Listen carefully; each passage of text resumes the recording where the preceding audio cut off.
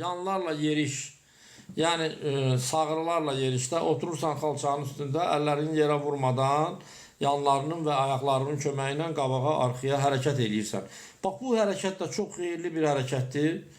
Çanaq əzələlərini, sağır əzələlərini işlədir. Yəni, bu əzələlərin işləməsi həm orada testosteron əmələ gəlmə işi artır. Eyni zamanda bu sağrı əzələlərində prostata bağlı çox vacib bioaktiv nöqtələr var. Onların təzyiqlə sıxılması nəticəsində o nöqtələrdə də aktivlik artır.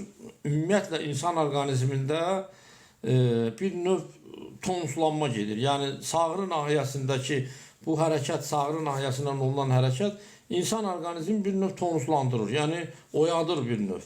Çox yaxşı bir hərəkətdir. Sonra oturub durmaq hərəkəti, çox insanlar deyər ki, bu sadə hərəkətdir, bundan bir xeyir olmaz. Amma mən sizə bir məlumat verim ki, insan bədənində ən böyük əzələ sağrı əzələsidir, yan əzələsidir. Və ən az işləyən əzələ də, müasir insanda ən az işləyən əzələ də odur. Onu işlətmək üçün ən yaxşı hərəkət oturub durmaqdır. Və bu da, yenə deyirəm, diz oynaqlarında problemi olan, qırıcası olan, belə adamlara bu aid deyil.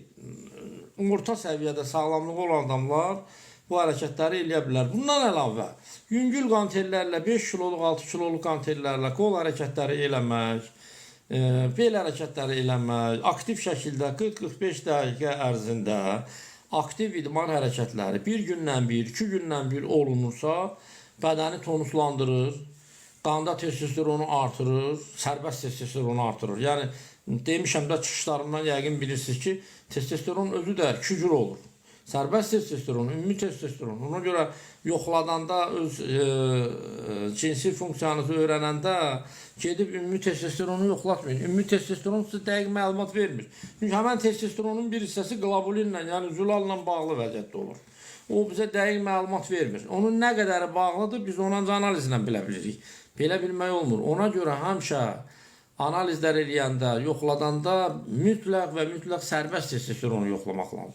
Sərbəst testosteron sizin cinsi statusunuz barədə, cinsi səviyyəniz barədə dəqiq məlumat